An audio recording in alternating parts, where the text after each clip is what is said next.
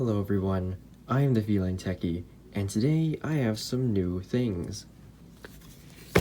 Some actual new things. So I was in Los Angeles today, and after I did what I needed to do in LA, I decided that on the way home I wanted to go to Best Buy, and I picked out these two things. AirPods Gen 4 because I don't want to be carrying around my dying AirPods Gen 2s anymore, and an SE3 Apple Watch because I don't want to be using a Series 1 for the rest of my life.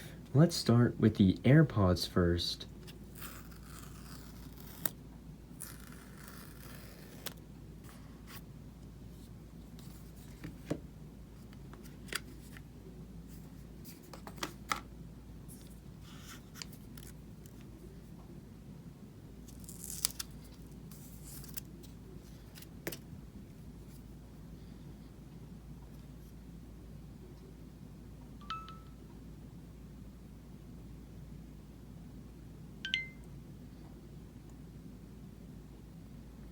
There we go. The AirPods are now set up.